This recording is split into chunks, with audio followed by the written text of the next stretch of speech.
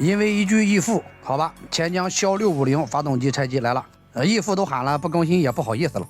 这台机器呢，几乎就是1:1的铃木650。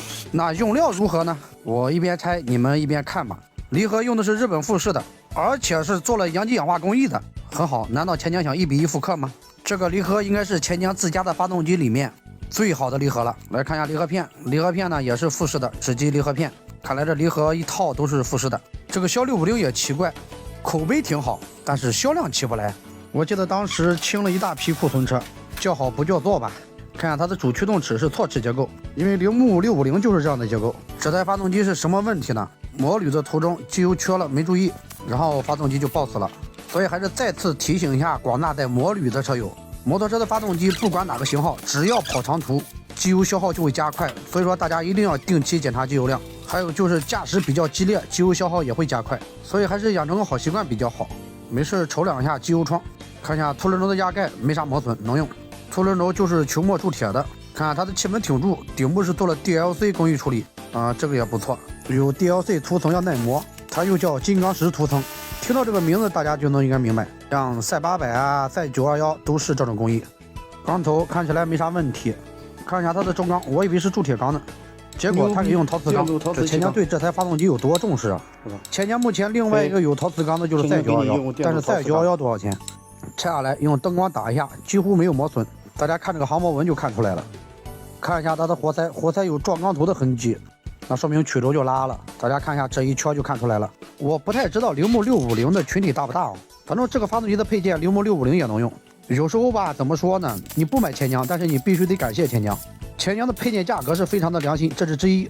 另外就是说，它可以提供好多进口车的平替配件，而且质量都不差。我修了那么多发动机，哪怕就是杂牌车的发动机配件都没有钱江的发动机配件价格低。所以从我的角度你骂钱江什么都行，但是钱江的配件价格是太良心了，没办法骂。这个钢也没啥磨损，航模纹都是清晰可见的。给大家看看陶瓷钢多耐磨来，你们看这个活塞都磨成啥样了？但是大家再回看一下刚刚我展示的钢面是没任何磨损吧？这活塞是一道一道的了。它的这个陶瓷钢我打听了一下，是嘉门的朝阳气钢做的。如果将来本田的540钢上市，它不减配的话，那用的也是朝阳的电镀陶瓷气钢。所以说呢，现在国产的发动机零配件水平是越来越高。再来看一下它的石柜，石柜链呢用的是日本的 DRD 石柜链。拆了那么多钱江发动机，我感觉钱江对这台发动机是属于偏爱。不知道钱江对那个赛421是不是也是偏爱？因为赛421目前来看的话，它也是电镀陶瓷气钢，但是量产是不是就不知道了。反正我知道了，价格战打的，把原本赛450的陶瓷钢给打没了，换成了铸铁钢套的。你瞅瞅我这刚夸完，这地方得吐槽一下。你看这螺丝出厂拧的都拧花了，我跟车主再三确认，绝对是一手车，之前没拆过没动过。这个打螺丝的工人得扣工资了你看这个螺丝花成这样，肯定是扳手还没放到位就开始打紧了，不然的话螺丝也不会这样。期待一下钱江的智能化生产线吧，智能线都是用定扭枪打的，它不会出现这种情况的。你说这样给谁看谁不难受？你们说是不是？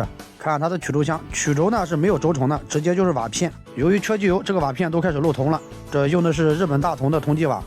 轴承呢用的是8环的，现在呢连 KTM 都开始用8环了。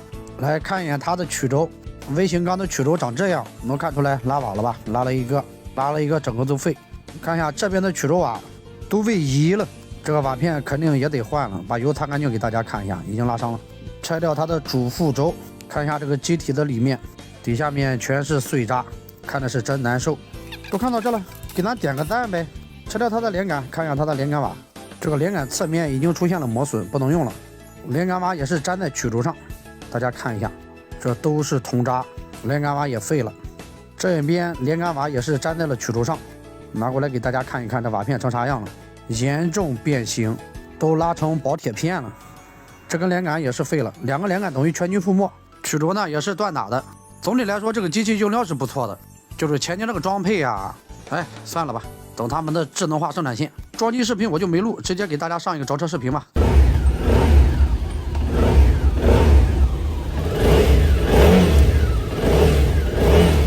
这也是搞了个乌龙，这个骁650装的是铃木650的曲轴，因为买的是拆车件，发货的给我搞错了，但是完美。